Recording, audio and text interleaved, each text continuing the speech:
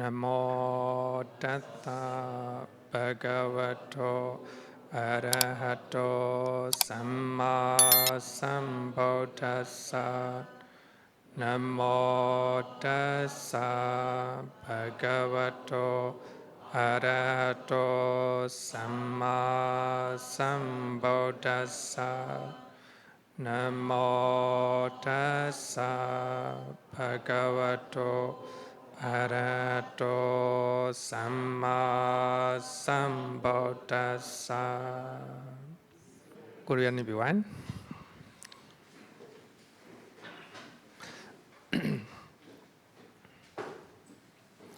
We are talking about Sīla, morality. And if you want to know about Sīla, you need to read Sīlakkhandavagga Pāli from Therīgāthā. Sīlakkhandavagga Pāli. So actually this consists of 30 suttas. Sīlakkhandha, it means collection of Sīla, collection of morality. So all the 30 sutta talk about Sīla. Normally Sīla Samadhi Panya, of course. Sīla Samadhi Panya. So therefore, we can see the most completely sought Sīla, morality, in the Sutta Pitaka. Normally, Vinaya Pitaka consists of Sīla, right? Normally, Vinaya Pitaka, rules and regulation laid down by the Buddha, is purely Sīla.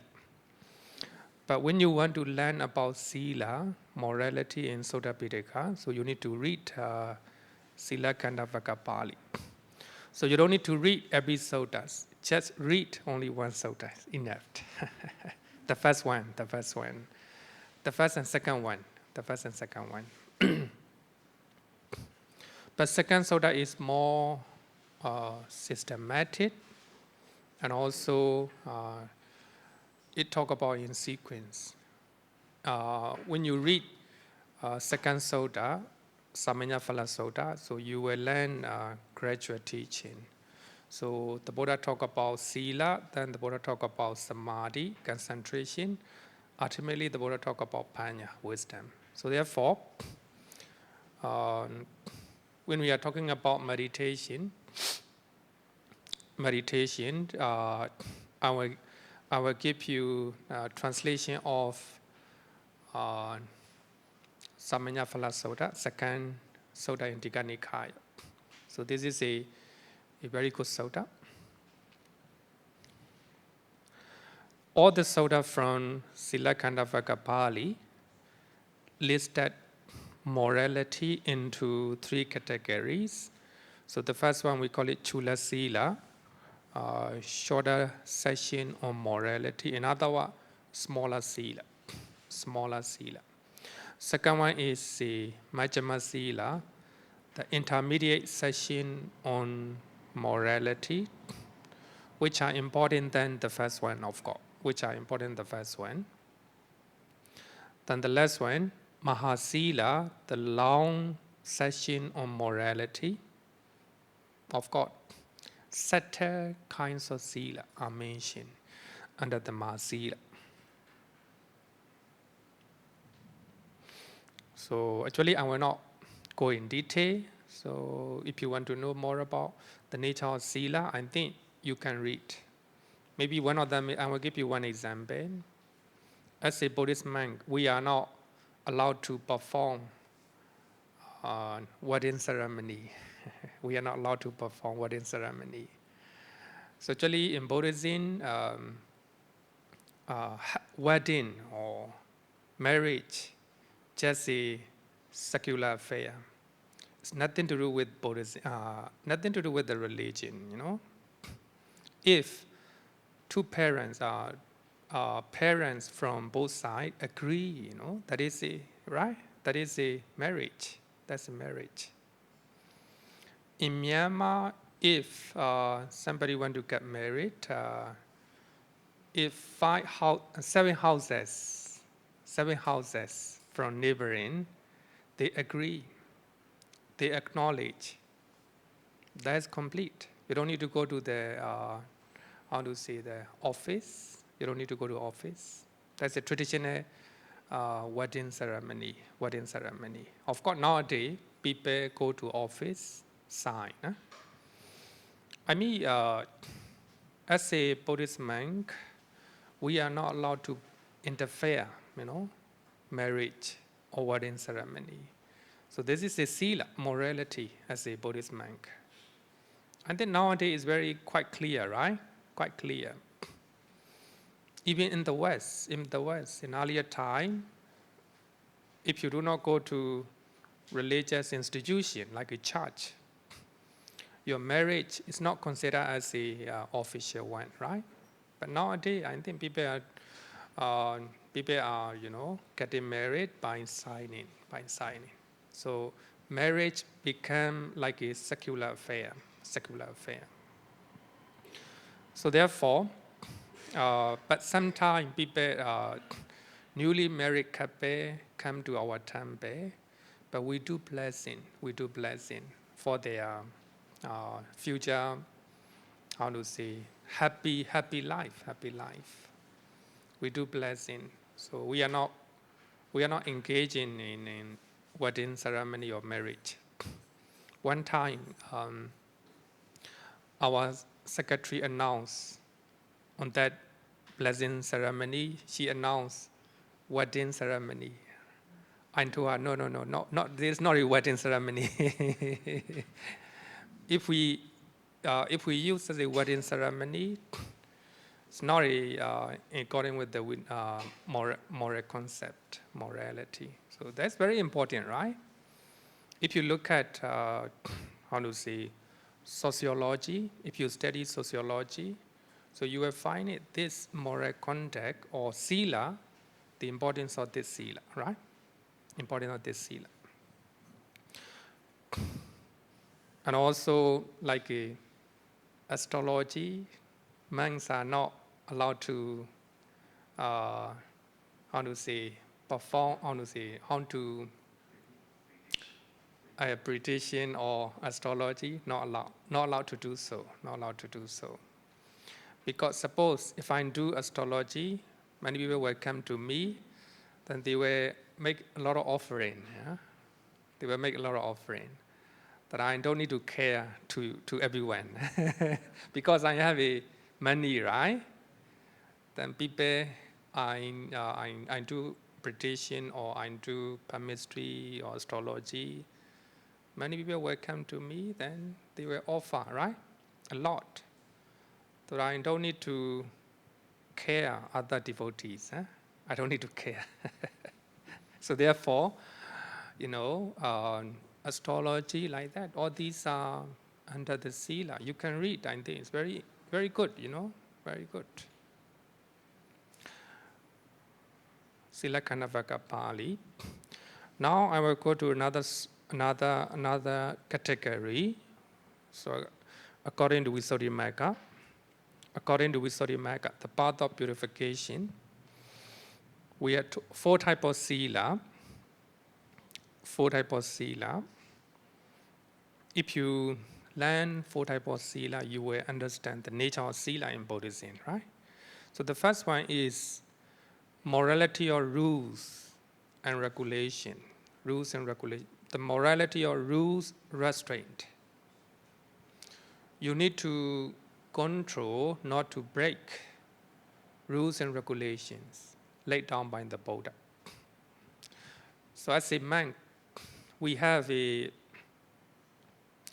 Patimokka is a fundamental linear rules and regulations for monks and nuns laid down by the Buddha. If we talk about lay devotees, 5 precepts, right? 5 precepts.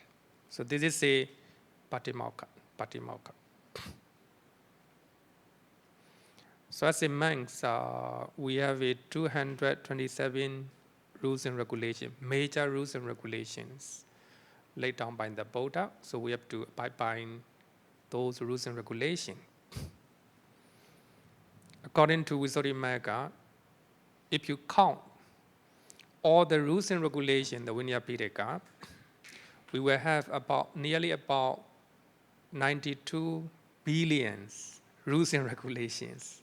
Nearly 92 billion, rules and regulations. So therefore, it is said that if you are a real bhikkhu, so you will break with one of the Vinaya rules one way or another. Because here, nearly 92 billion, it's a lot. So we will have a 311 rules and regulations for nuns. So as a lay devotee, mainly you will have a 5 precepts, right? So if you call a Buddhist, so you must try to abide by 5 precepts. So actually, this is just I want to say, we also have not only all these one, right? We also have something that we have to fulfill, like a duties. So as a parents, you have a duties or responsibilities. All these are also Sīla, right? All these are also Sīla. Briefly, you can read Therīgāthā Sutta number 2, Samanya-phala Sutta, paragraph number 45 to 63.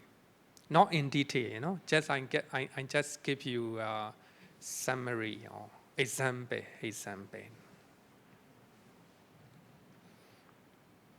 Here we can learn that in a country, so they have a rules and regulation, right? Rules and regulations. So we can add under this morality, right? The name of the type of morality. You are not allowed to pluck the fruit, right? In the garden, from the garden, right? So the government laid down the rules. If you pluck, so you'll be fined 5,000, right? 5,000 Singapore dollars. The rules and regulations, right? Rules and regulations. These are under this Sīla group. Any rules and regulations, it's under this one. The number 2, the morality or restraint or sense faculties. According to Buddhism, we have 6 faculties, right? You need to control your eye, not to see things that you shouldn't see, right? You need to control your ear. As a monk, so we need to control our ear, not to listen music, right? We need to control our eye, not to see movie like this, right? If you read Visuddhimagga, it talks about in details, greater details. But if you want to know the morality or restraint, the restraint of sense faculties, Indriya Samvara Sīla, so you can read Therīgāthā Sutta number 2, paragraph number 64. If you control your ear, eye, nose, tongue, the body, and the mind, that is also Sīla, right? That's also Sīla. Here, you can notice the mind, right? The mind faculty. Normally, Sīla means, earlier I talked about Sīla means controlling your body and the speech. Only 2, right? But here, the mind also, right? The mind faculties. But in general, of course, we talk about controlling your body and speech as a Sīla, but controlling your mind considered as a bhavana, meditation. in general.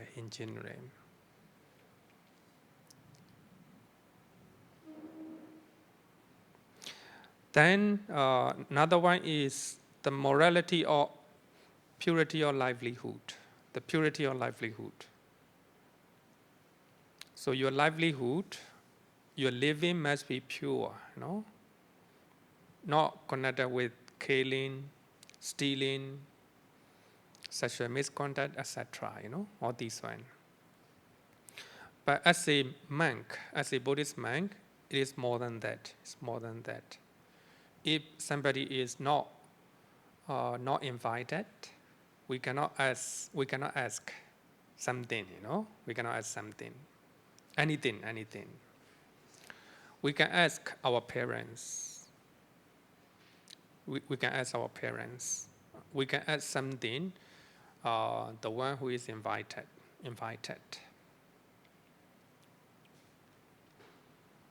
Then I have one gentleman who always say that, Bande, if you need something, just let me know. My invitation is stay open. He said that. But if we have such invitation, we can ask. But as a lay person, you can ask, right? You can ask. But not connected with the killing, stealing, etc., right? Cheating, etc. So if you want to know the nature of purity or livelihood, then you can read Therīgāthā, Sutta number 2, para number 56 to 63.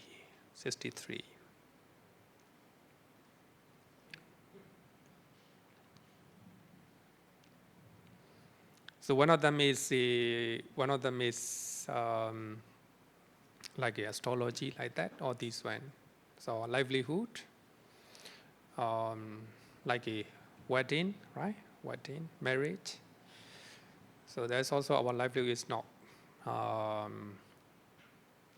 pure as a Buddhist monk. Normally, we have 3 as a lay person. You don't have to do 4 bodily unwholesome actions in your job. Not connected with the killing, harming, not connected with the stealing, not connected with sexual misconduct, right? If it is involved, then your livelihood, your living is not pure. We have 4 unwholesome verbal actions. Later we have to learn in details. Like telling a lie. If you tell a lie in your job, you're breaking this Sīla. If you are using divisive speeches, you're trying to divide 2 people. You're trying to divide the staff and the boss, like that. Your livelihood is not pure. You break this Sīla. And also slandering. Harsh speech. If you are threatening verbal abuse like that, right? Your livelihood is not pure. Another one is destructive speech. So if you're trying to destroy the well-being of other people in your job, your livelihood is not pure.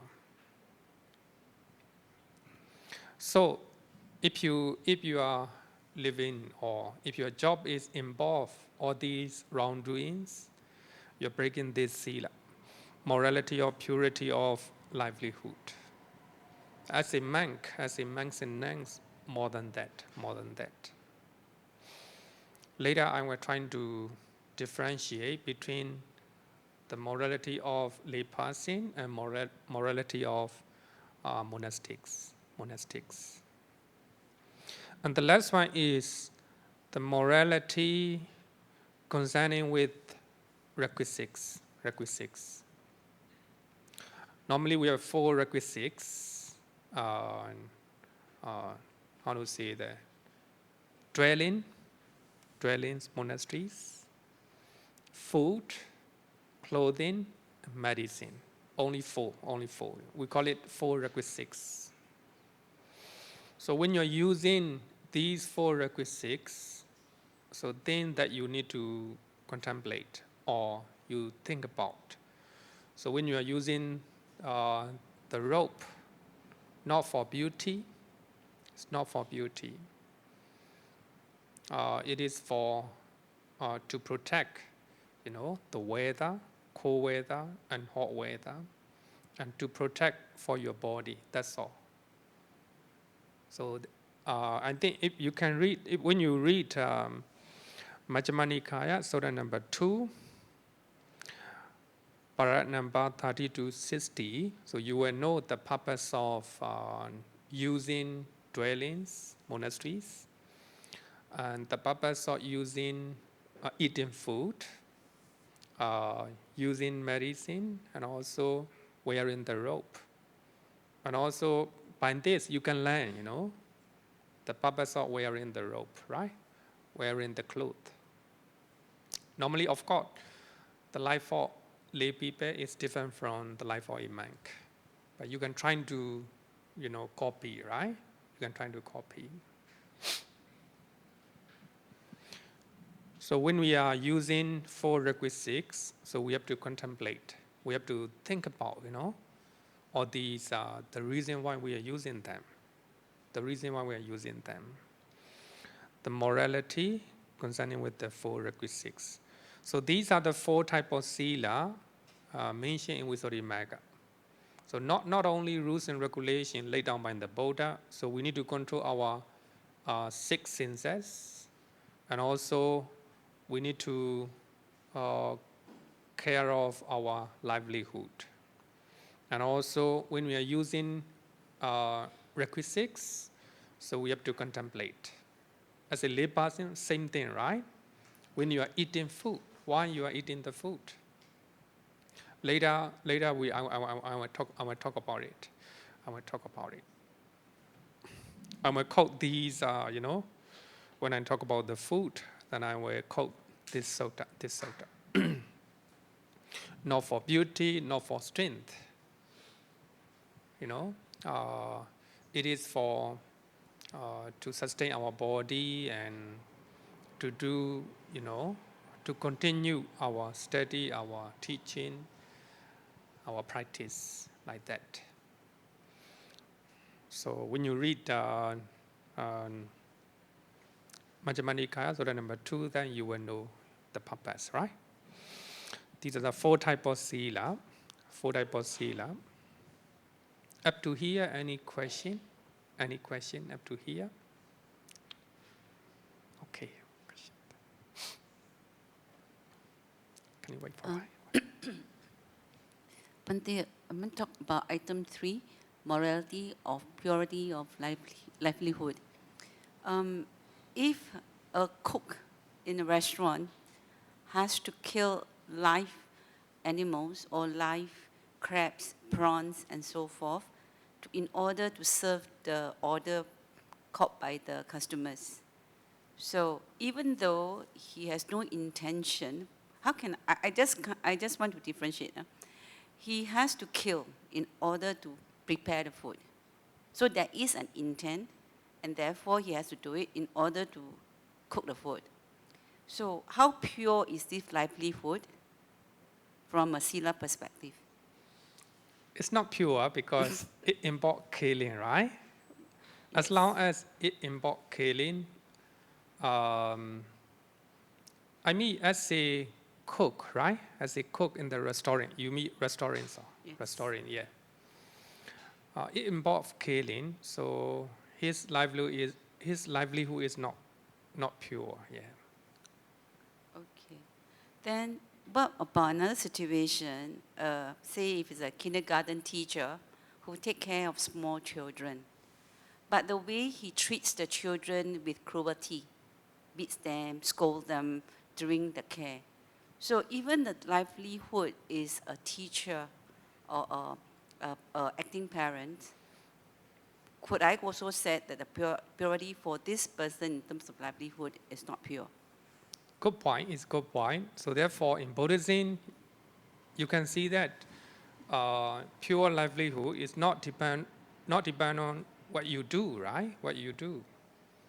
Kindergarten teacher is a good livelihood normally, right? We consider as a good livelihood.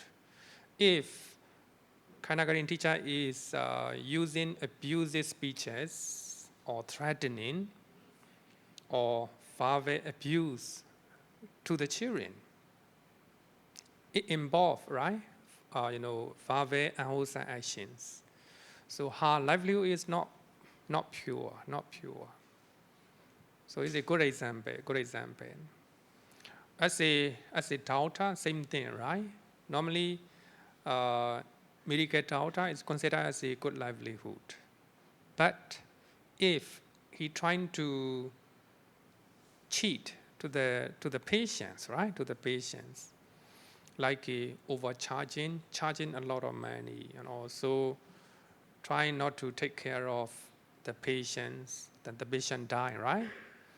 So his or her livelihood will not be pure. So he will break this Sīla. So you can look at as a monk, right? As a monk, you may not think that is a livelihood, right? Actually, the monk's also livelihood. So we have to be very careful, right? So if we are asking so many people, right? So many people, then our livelihood is not pure. So therefore, we have to ask something who invited, only who is invited. We cannot ask anything to the strangers, right? If we ask, then our livelihood is not pure. So we are breaking number three. Okay. Then here, the question is here.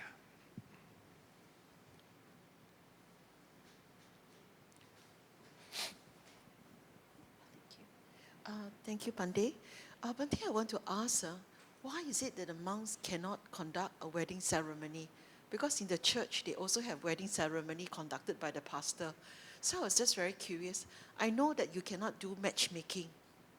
So you cannot... matchmaking is one thing, you cannot matchmake also, people. Second level breaking with your rules, Yeah. Matchmaking, yeah. Second thing is that, Bhante, I remember that if it's a divorce case where husband and wife decided to be separated and divorced, you can come in as a mediator to persuade them or to advise them, to give them good advice. Am I right to say that, Bhante? You have two parts, so many parts. Sorry. So the last one, mediator, right? A mediator. We can mediate. Of course, we can be a mediator between two people, Yes, so that they are not but separated. we are not allowed to do matchmaker. Yes. Because there is a the reason why the Buddha prohibited this one. So at the time of the Buddha, one monk trying to do a matchmaker, he taught to one family, oh, there is a one suitable guy for you. If you get married with that guy, you will have a happy marriage. Then they get married, but the problem arises. There are so many problems. Then, because of that, they trying to blame, to the monks who do matchmaking. So because of that, the Buddha laid down one linear rule. So as a monk, we are not allowed to do matchmaker. Another one, if husband and wife problem, they are going to divorce, right? Then we can do as a mediator. We can do that. Not how to say man and women. Marriage couple, we can do mediator.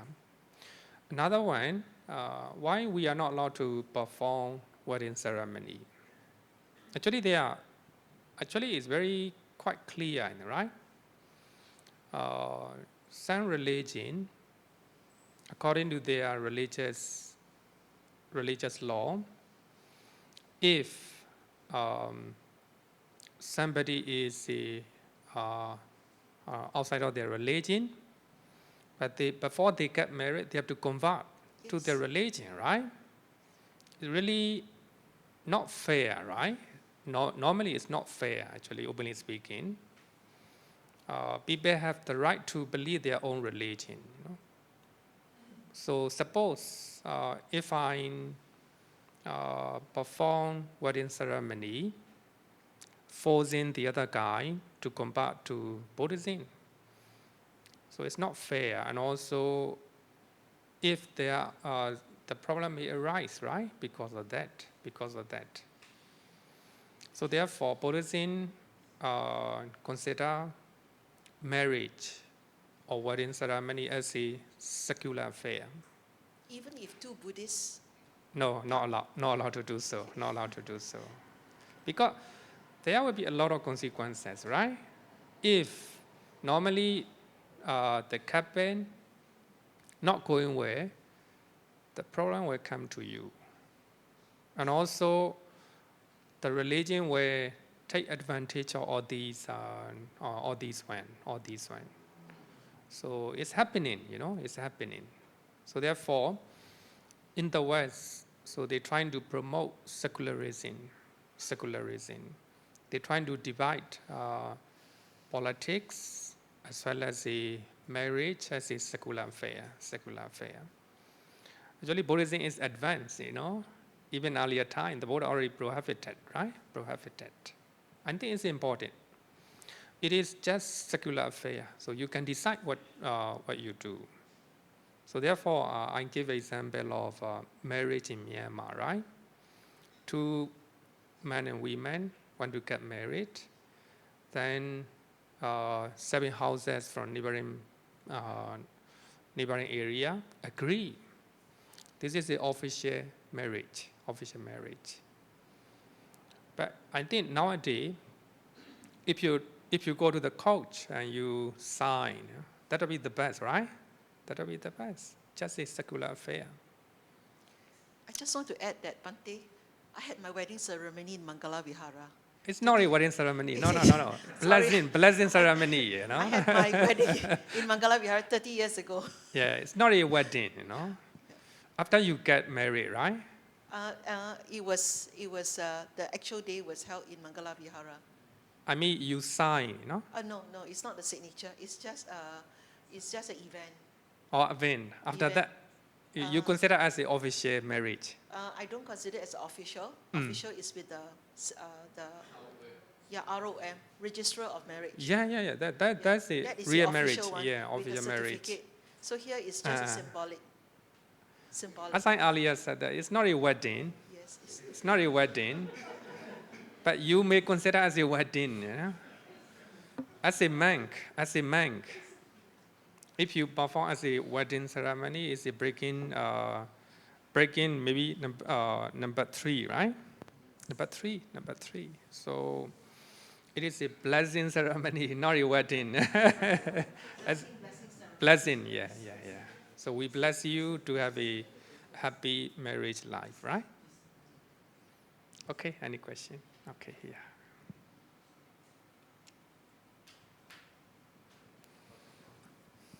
Good evening, Bhante. Yeah. With regards to item number 2, I still couldn't understand why faculty of mind is grouped into the Sīla group.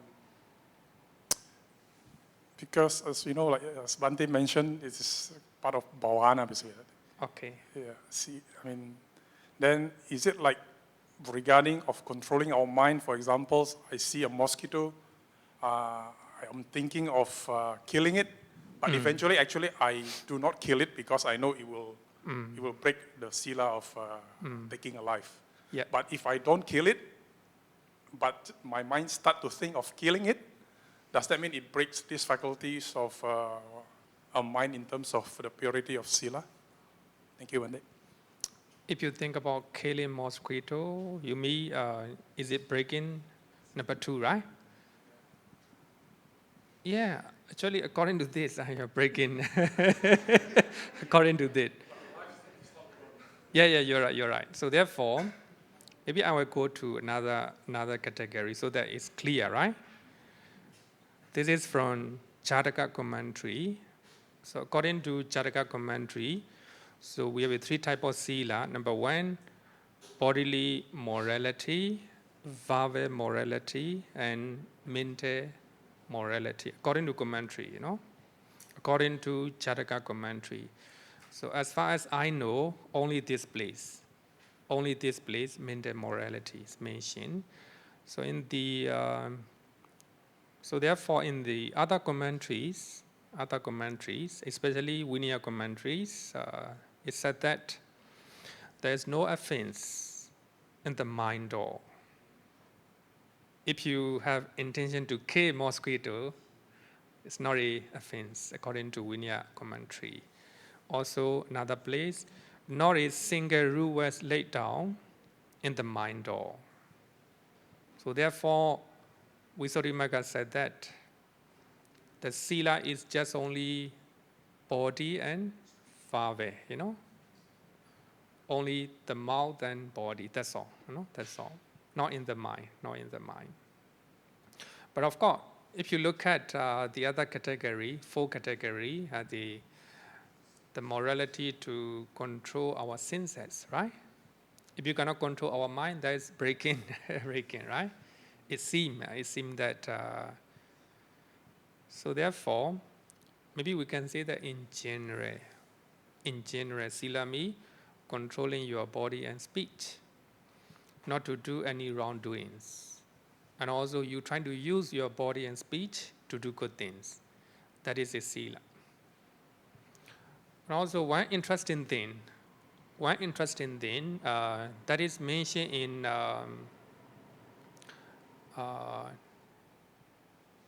I think Mahānedesa, one of the post-canonical texts. So that text at Sīla under the samatha. Sīla is added into samatha. It's another, actually it's very rare case, very rare case. So the reason is, if you observe, if you are not breaking Vinaya rules, if you fulfill all your duties, you have a peace of mind, right? A peace of mind. You don't need to worry, If you do not break rules and regulations laid down by the government, you have a peace of mind. You pay your tax. You do all your duties as a citizen. You do not break any Sīla, right? You will not have any worry, no regrets. No worry that the policeman will come to your house like that, right? So you have a peace of mind. Maybe in that sense, we can say that Sīla is samatha. Normally samatha is a bhavana, right? Under meditation. But that Mahānedesa, maybe I will check later part. I will check whether it is Mahānedesa or Pitagopatesa in one place, in a very rare case. So Sīla is added into samatha. So we can say that it's just the name, just the name. Okay. Then we'll go to another session. Detailed explanation of Sīla. So we'll talk about Sīla in details. So later we will talk about in details. So before that, I want to talk about important concept in Buddhism. Important concept in Buddhism. Very, very important one. Very important one. Theory of purity. The concept of purity. So I already sent 3 sutta, right? Not 3 sutta, 4 suttas and 3 fine. So one sutta is a Patama Socheya Sutta in Puṇṇikā, chapter 3, sutta number 120. So in that sutta, the Buddha talk about three types of purity. Three types of purity. Number one, bodily purity. So what is bodily purity? Abstinence from distraction of life. If you do not care, your body is pure. If you do not take what is not given, if you do not steal, if you do not cheat, bodily you are pure. Another one is abstinence from sexual misconduct. If you are not doing sexual misconduct, your body is pure. Three types of purity, bodily purity. Very important one. Another one is, later we'll talk about, all these three unwholesome actions. Killing, stealing, sexual misconduct, And we will have a 4-father purity. So it is a abstinence from false speech, telling a lie, false speech. Abstinence from divisive speech, pisuna vacha. Sometimes we translate as slandering. Then abstinence from hard speech, unpleasant speech, prusa vacha. And abstinence from destructive speech. This is a destructive speech is a literal translation. But Bhikkhu Bodhi translate as a idle chatter. Sometimes we translate as a nonsense speech. But I would prefer to use destructive speech. The Buddha talk about 1, 2, 3. All the speeches that destroy your life, that destroy your well-being, is called abstinence from destructive speech. It's very wide. Not just idle chatter, not just nonsense speech. It talk about even though you're talking profound teaching, like right now, we're supposed to finish 9 o'clock, right? 9 o'clock. Then I'm teaching until 10 o'clock. The next week you will not come, right? It destroys my well-being, It destroys my well-being. So destructive speech, right? Even though what I'm talking is profound and meaningful, but if I do not take care of the timing, so it destroys my well-being, right? So therefore, it's very important one. So the last one is very wide. So if you're trying to abstain from 4 unwholesome father actions, then your speech is pure. Another one is 3 types of mental purity: abstinence from longing, greed, abstinence from iwi, kind of anger, then abstinence from wrong view. So this is a 3 types of mental purity. So we have a 10 type of purity in Buddhism. This is very important. Later on, you will know it. Why? The reason why it's important, you will know it. So this is the first sutta that talk about purity. So that means we call it 10 unwholesome actions, right? If you abstain from 10 unwholesome actions, 3 bodily, 4 father, and 3 mental, so it is purity.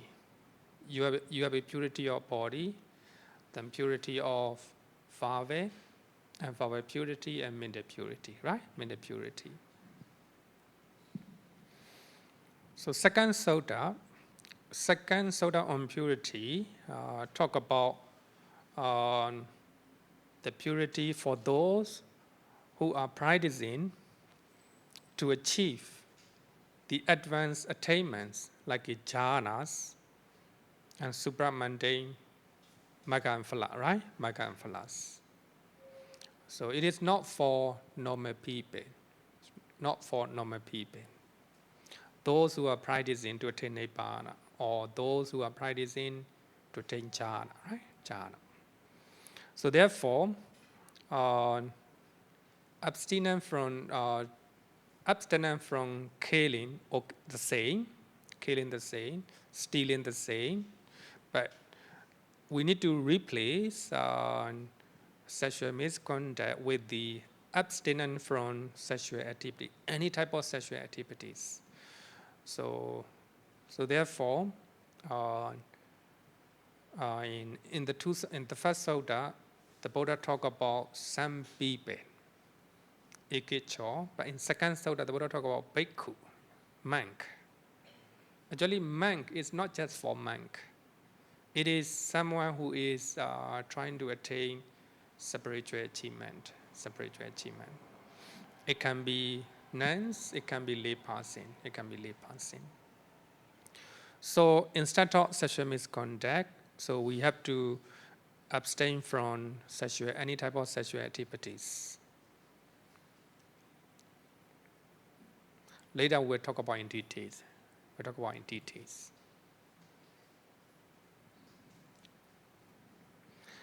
Then regarding with the mental purity, it is contemplation of five hindrances. Not just three mental purity, just like abstinence from longing, abstinence from away, wrong view, not just that. So here mental purity means you have to check your mind whether your mind is free from sensual desire, five hindrances, away, sloth and torpor, and worry and restlessness and doubt. So you have to examine your mind, how they exist, how they arise in your mind, and how they are abandoned. So if you do so, then your mind is pure, right? Especially when you meditate, when you do meditation, then you need to check your mind, whether sensual desire is, is there any sensual desire in your mind, or away, sloth and torpor, like that, five hindrances. So as stated in Mahasi Sutta. So therefore, in the second sutta, that talk about purity is getting higher, higher. Those who want to achieve higher attainment.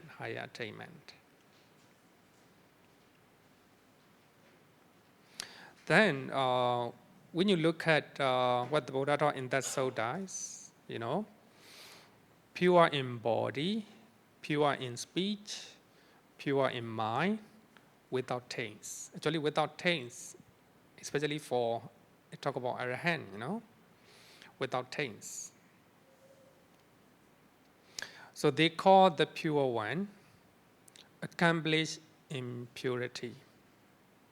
Of course, the one if your mind is without taints right now, your mind is pure, right? Pure. One who has washed away evil. You take a bath, right? You clean your body. It's not a purity according to Buddhism. The purity here is you're trying to pure from five hindrances. If you are layperson, you're trying to pure your mind from longing, away, and wrong view, right? Wrong view. One who has washed away evil. This is a purity in Buddhism. You're trying to abstain from 3 bodily unwholesome actions, 4 foul unwholesome actions, and 3 mental unwholesome actions. Then you are pure as a layperson. But if you want to attain higher attainments, like a jhana, like a magga and phala, then you need to trying to examine or investigate your mind, whether your mind is, whether there are 5 hindrances in your mind, or so whether you already abandoned 5 hindrances, right? Then your mind is pure. But of course, when you attain, or when you abandon 5 hindrances, then you attain jhana, The moment you attain jhana, your mind is pure, like a polished mirror, like a polished mirror. So I got these verses. After learning, so when in Dhammapara also we already learned that not to do any evil and to do good deed. So this is a 2 aspect of morality, right? 2 aspect of morality, as I now said that. So the first one is a avoidance morality, and second one, to do good deed, is practice morality, right? Practice morality. And to purify one's mind, talk about meditation. It talk about mental purity, right? Mental purity. So here, as a lay person, mental purity means you don't have a longing in your mind. You don't have a powerful greed in your mind. You don't have a ill will, anger in your mind. You don't have a wrong view in your mind. Then your mind is pure. If you are going advanced spiritual achievement, so you need to purify your mind from 5 hindrances. 5 hindrances. So in that way, you purify your mind. So this is teachings of the Buddha, right? This is teachings of the Buddhas. So this verse is one of the well-known Pali poem in the Dhammapara.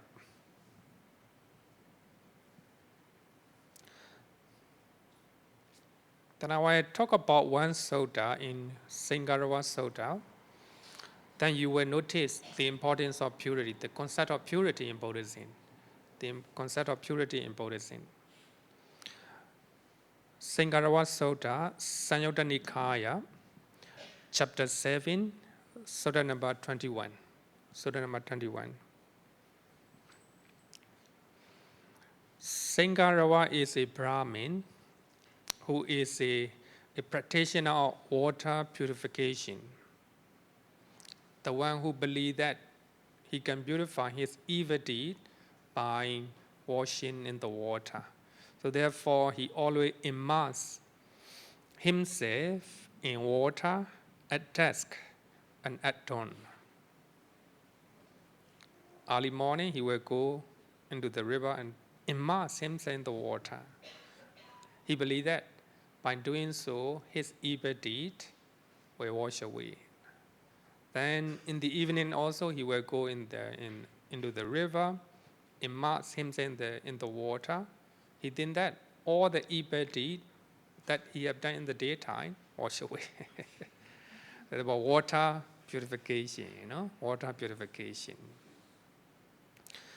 Then the Buddha asks him, considering what benefit do you do this, Brahmin? He normally go twice,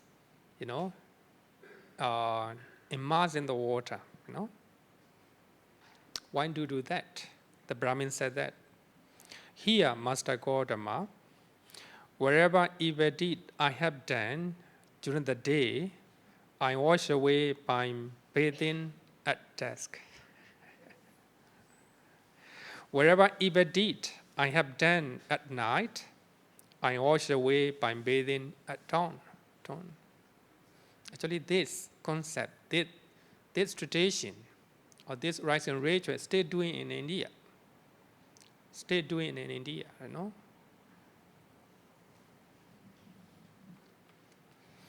Actually, you will notice that every religion, they use water.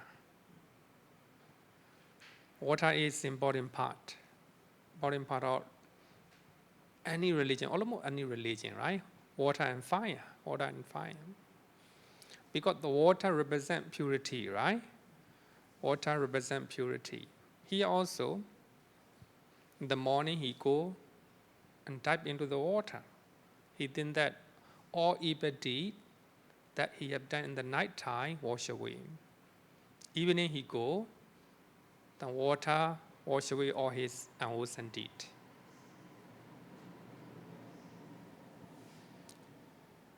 Then even in Australia, so there are group of people perform the purities in by bathing in the water. So in Japan, same thing, Japanese, they are educated, so they are advanced in science, but they still follow the purity, water purification. So I have seen one documentary, 80 days around the world, I think. Have you seen? 80 days around the world. So in that documentary, one of the Christian priests from England go around the world. He examined and make a documentary film observing different rites and rituals followed by different religions. So you can see, almost every religion they use water, right? So here in our temple, no exception. We use blessing, right? By using water. Actually, water is just representation, Water is just a symbol, thank you. Symbol, It is our compassion, our loving kindness to devotees. Water is just a medium, just a medium. So if I bless you with anger, you came very early in the morning, you ask for blessing. Then I come down with anger, I bless you. Meaningless, right? Meaningless.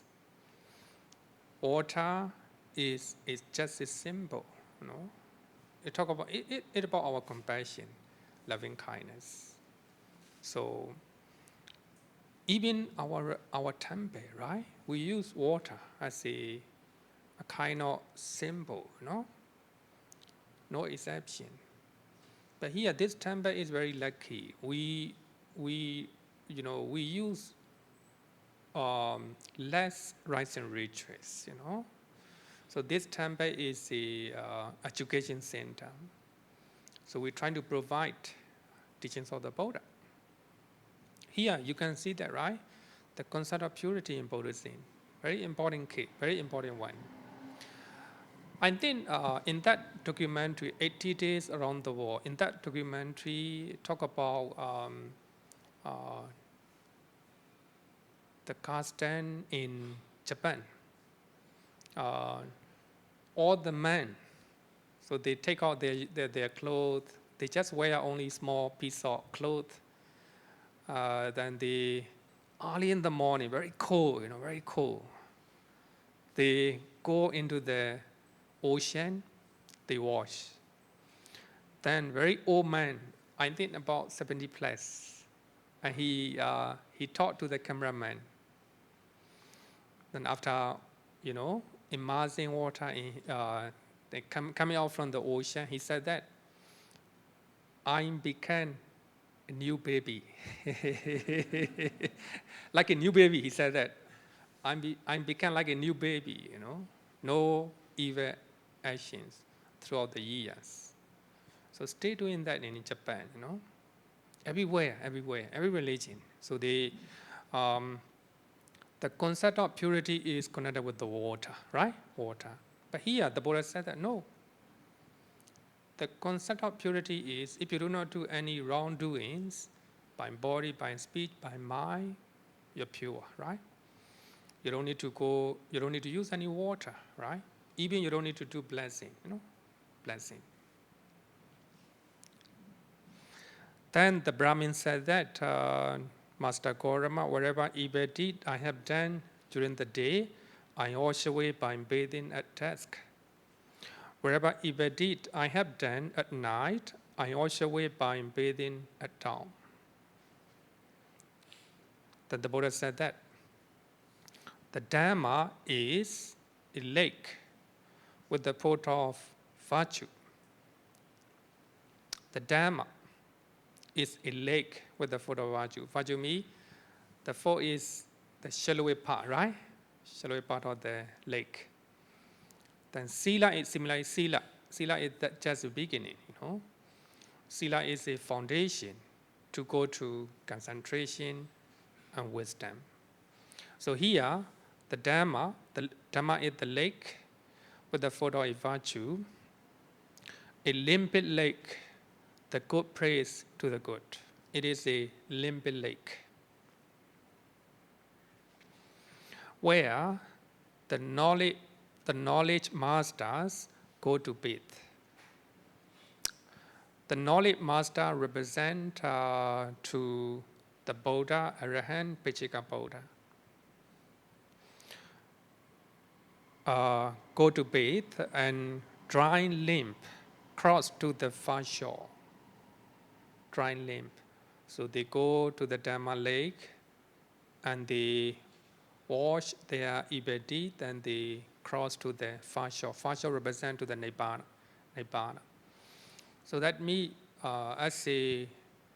if you are a Buddhist, you can bathe in the Dhamma lake. Dhamma lake is nothing but the Noble Eightfold Path, the Noble Eightfold Path. In other words, not to perform, not to do 3 bodily unwholesome actions, 4 verbal unwholesome actions, and 3 mental unwholesome actions. Then you are taking a bath, right? You're taking a bath. So you're pure.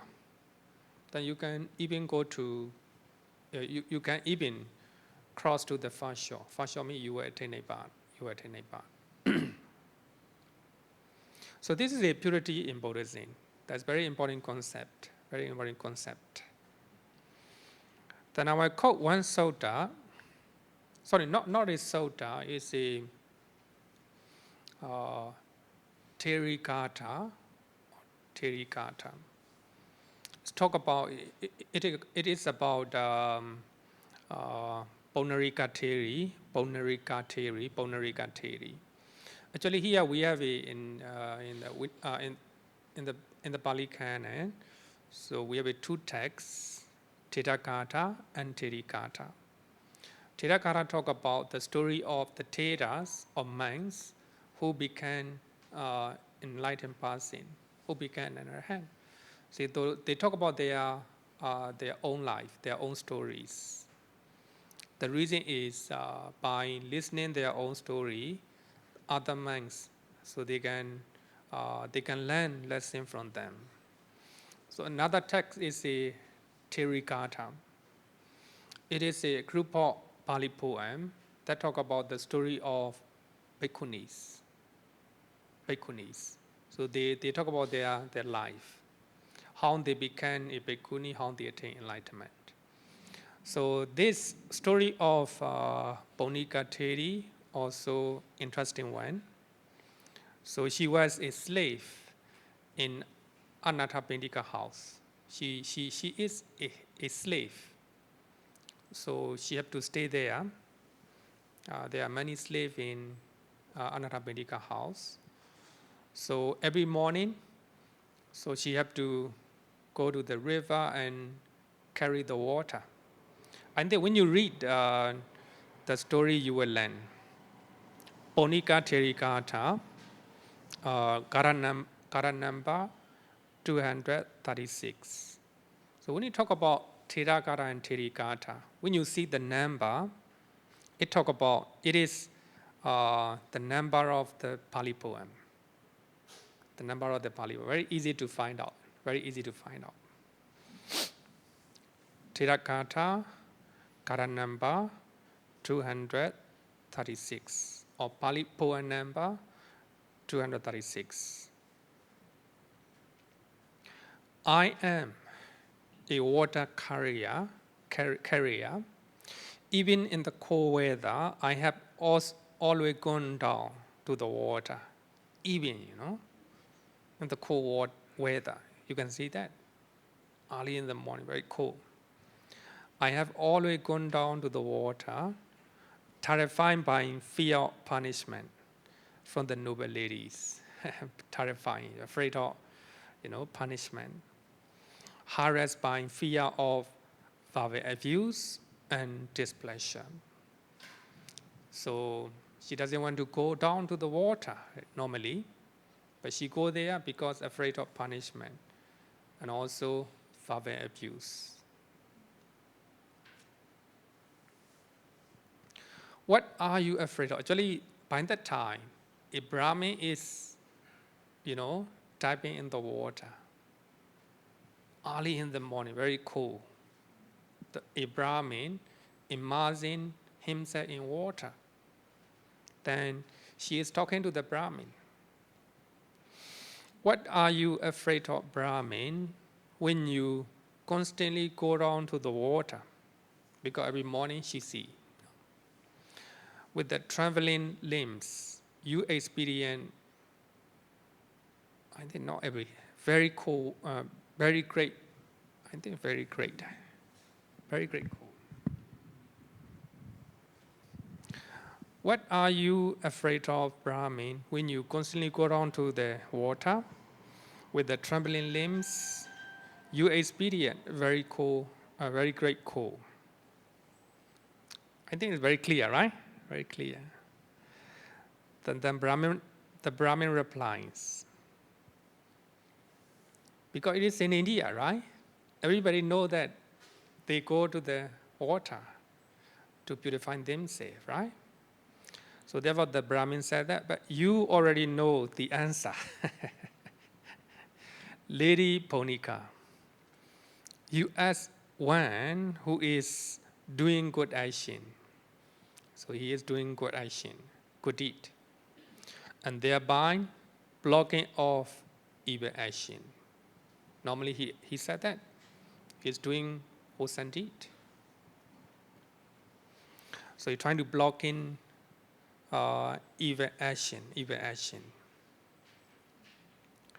Whoever, whether young or old, does an evil action, even he is released from his evil action by evaluation in water, by immersing oneself in water.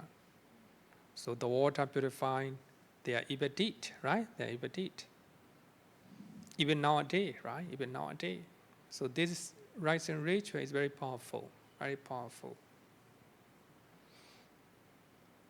So the lady already know the answer, but she purposely asked the question.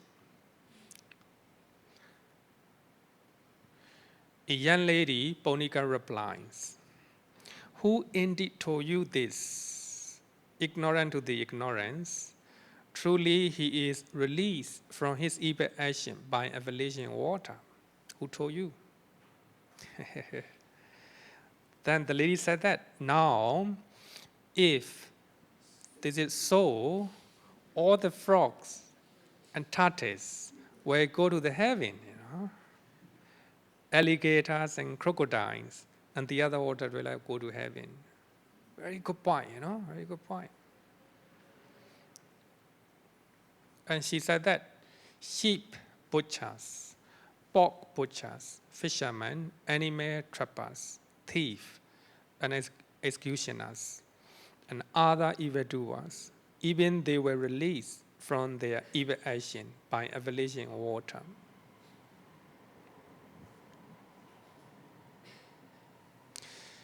If these streams carry away for you the evil previously done, they will carry away your merit too.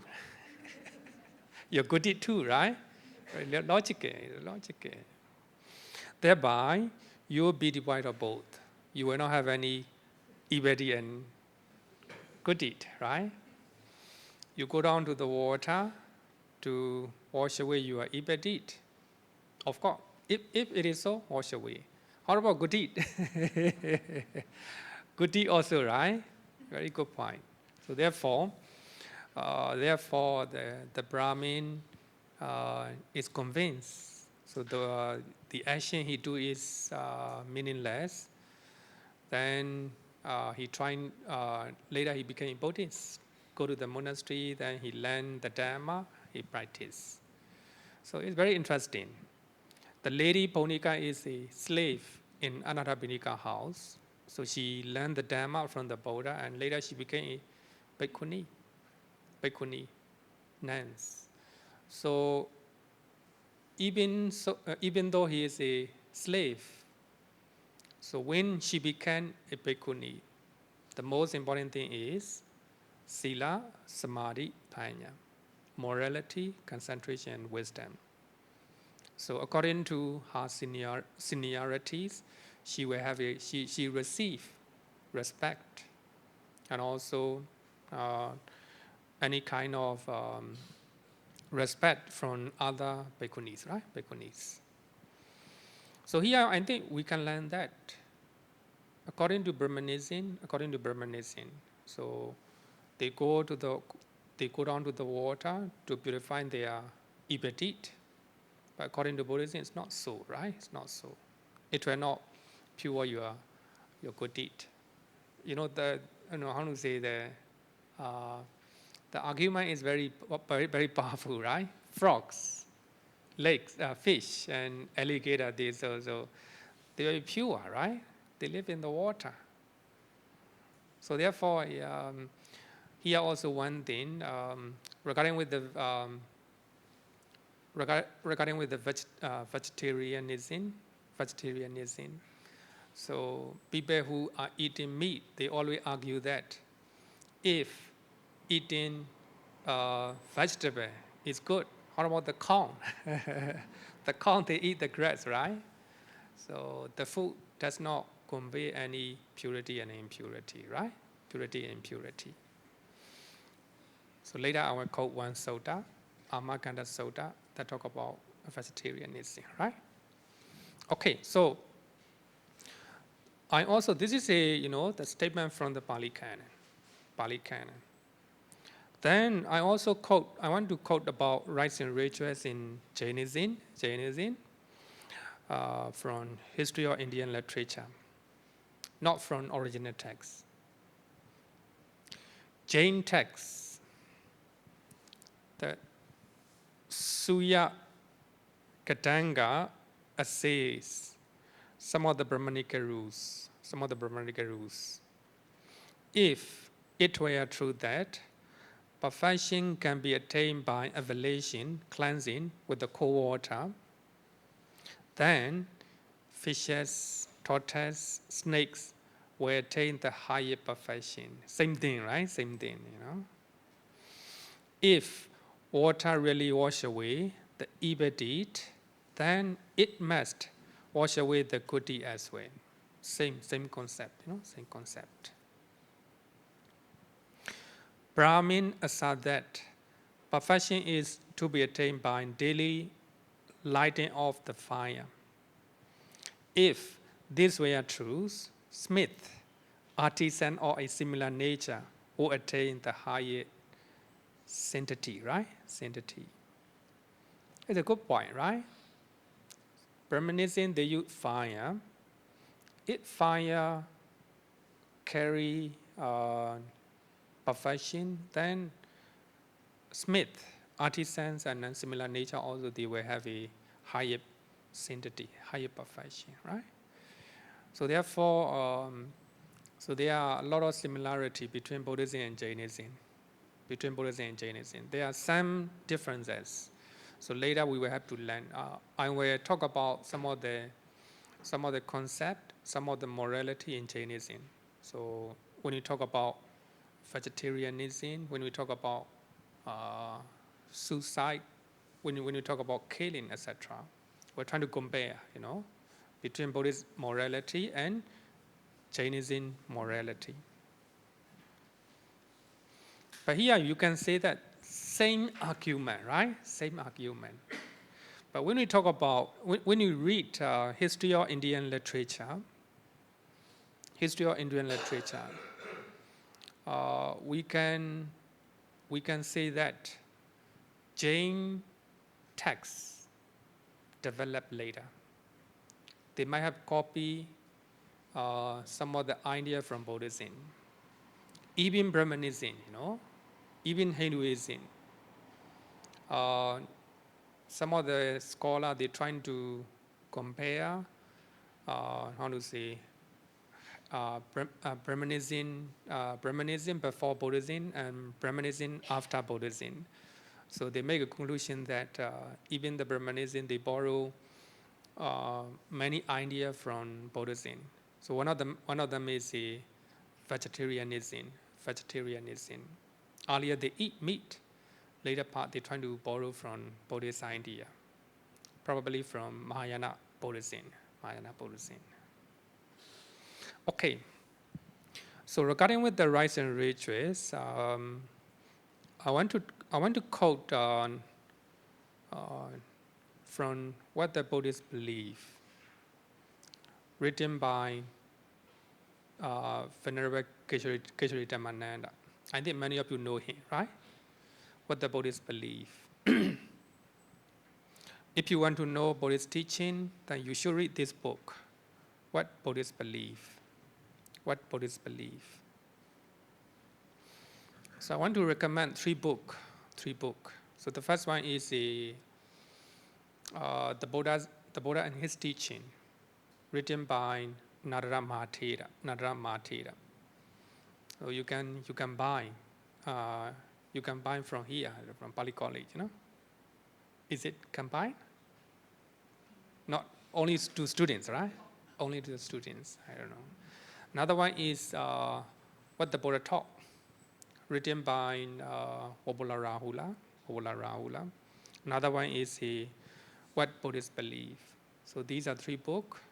If you read all these three books, then you know teachings of the Buddha.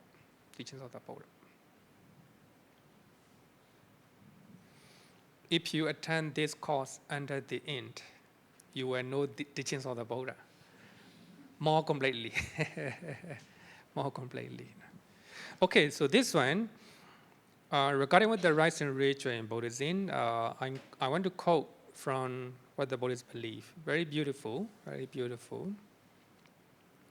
The rites and rituals are ornamentation or decoration to beautify a religion in order to attract the public. They provide a psychological help to some people. So therefore, every Saturday we do blessing. Many people came because of these blessings, because of these blessings. Burmese temple in Singapore, they provide blessing. Many people go there, So it provides a psychological help to some people. I'm not telling that rites and rituals are not important. They are important, but we need to know what is the rites and rituals, and also the role of rites and rituals. But one can practice religion without any rites and rituals. You can practice Buddhism. You can follow teachings of the Buddha without following rites and rituals.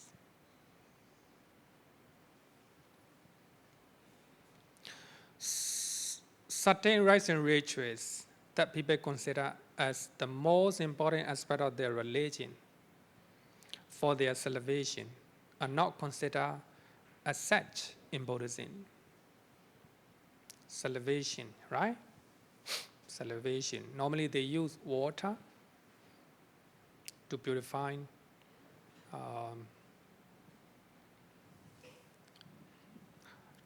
from their sin, right?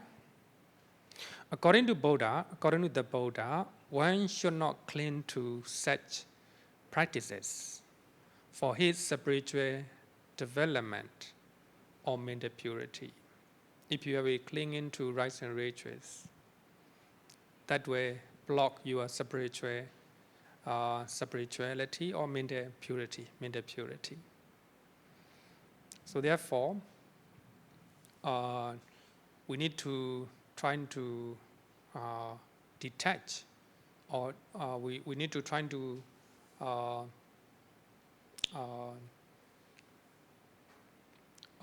abandon, clinging to the rites and rituals, clinging to the rites and rituals.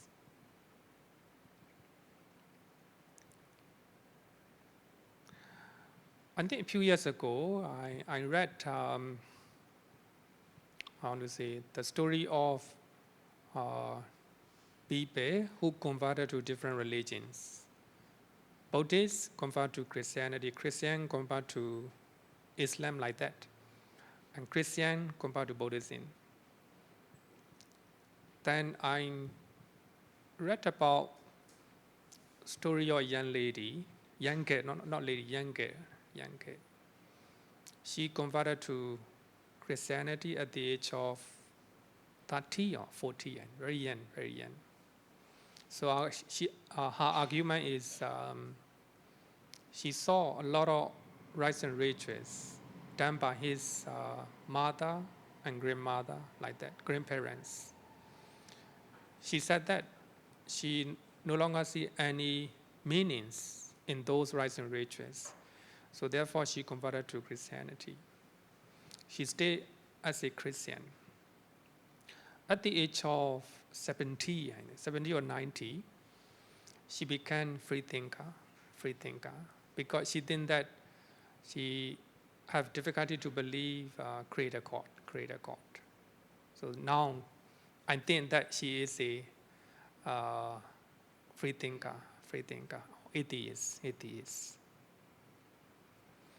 So here, I think, when we learn teachings of the Buddha, you can practice. Actually, if you can practice without rites and ritual, the best, right? The best.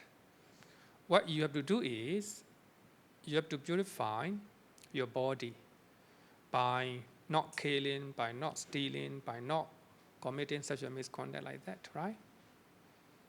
You can try to purify your speech, your mind. That's all, right? That's all. So therefore, I talk about the concept of purity in Buddhism. Very important, right? Very important. Also, I think that young girl, so unlucky because she does not know about rites and rituals, the concept of rites and rituals in Buddhism. So these rites and rituals, actually, when you visit every temple, there are a lot of rules and regulations, right? A lot of rites and rituals. If you just look at, outer part, so actually you will not find any meanings, right? Any meaning. So you have to know what is teachings of the Buddha. It is nothing but Sīla Samadhi Paññā, right? Morality, concentration, and wisdom. Only these three. These are important teachings of the Buddha. Other than that, not important, right? You can see that wedding ceremony, marriage, secular affair, nothing to do with the Buddhism, right? So then I want to quote one statement, very short statement from 21st Lessons for the 21st Century, written by Yuval Noah Harari. I think he's a very famous historian, and he writes about history of humankind, right? Brief history of humankind, very famous one. And he also writes 21st Lessons for 21st Century. So one of them is a meditation. Meditation is one of the lessons, for the 21st century. And he is not a Buddhist, He meditates twice a day, morning and night time. And he go to retreat one time a year, long retreat, like 1 year, 1 month, 2 months, like that. So he said that all his ideas, he can do all these one because of meditation, So learning meditation is one lesson in the 21st century. So calming the mind, right? To a peace of mind.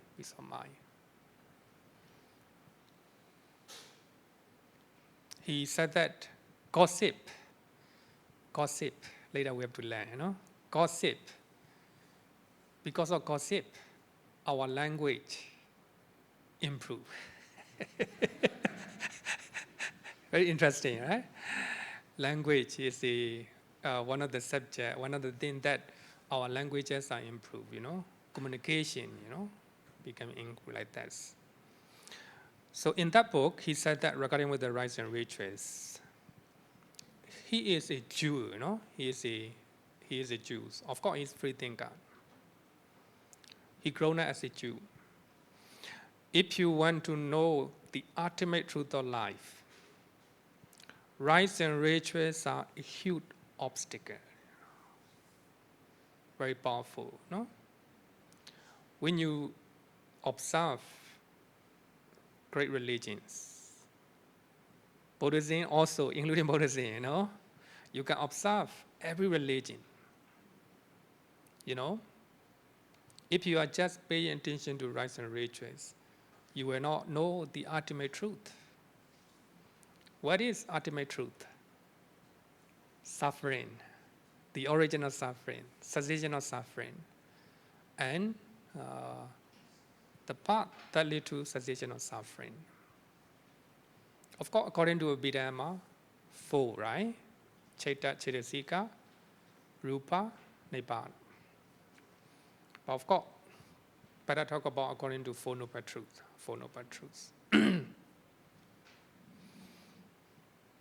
Actually, he is not a Buddhist, but strong influence teachings of the Buddha, right? So when you read this book, I think you will notice, When I talk about ultimate realities in Abhidhamma lessons, I use the way he said. National flag, right? National flag. Just a piece of cloth, right? Just a piece of cloth. People agree that this is a national flag. So it became, the truth, right? The truth.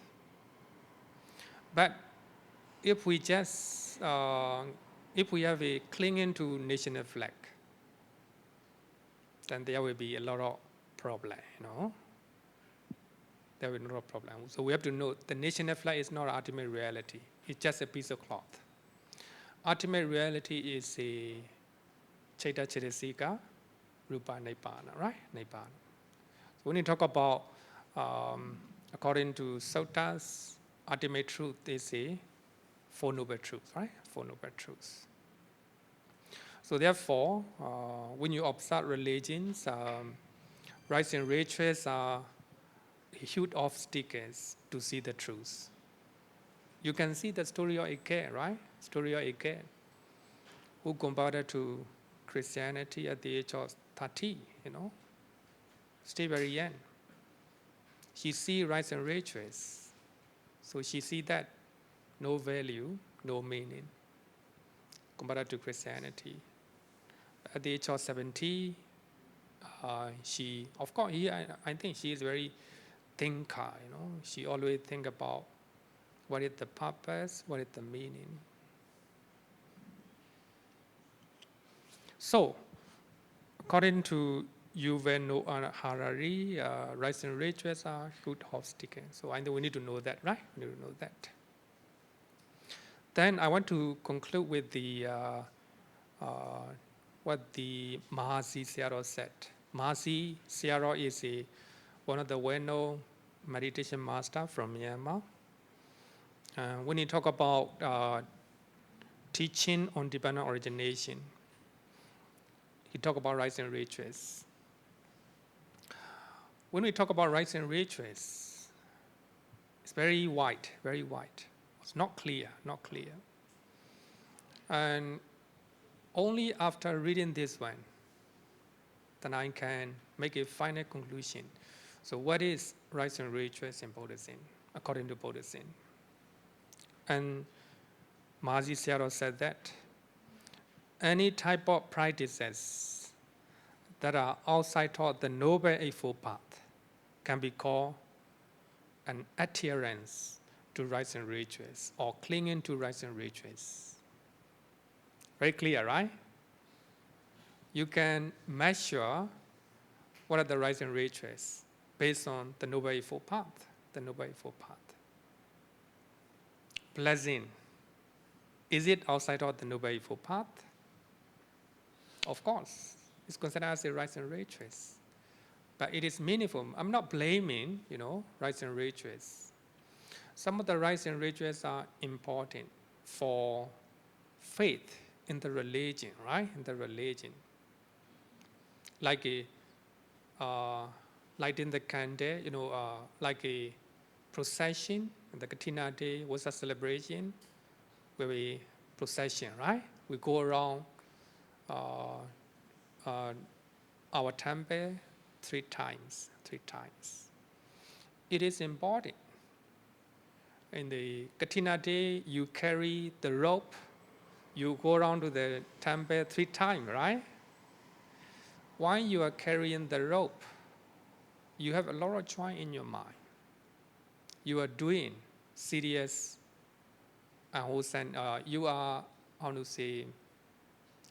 you are trying to focus in your mind on your dharma, right? It will, it will help you to have a more faith, more wholesome actions, right? But if you have clinging,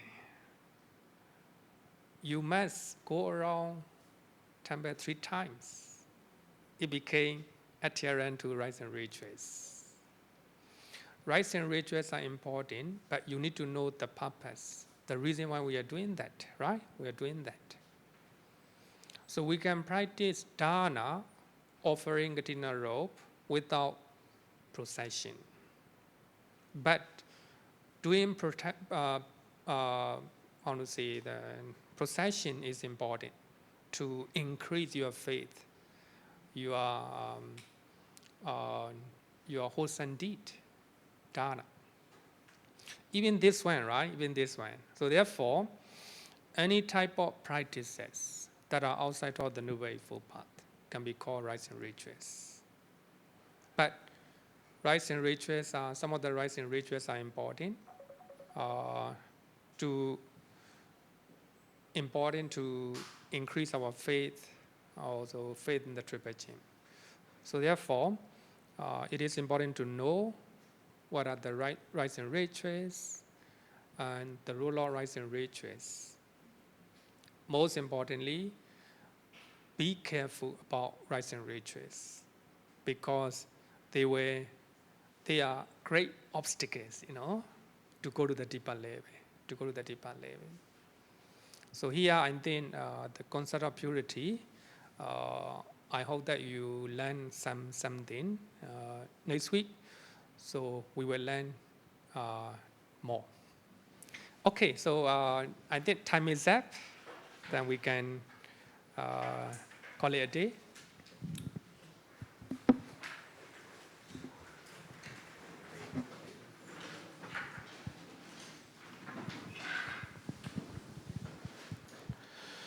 Yo varatam bhavaro manu jesu sakya muni bhagavakata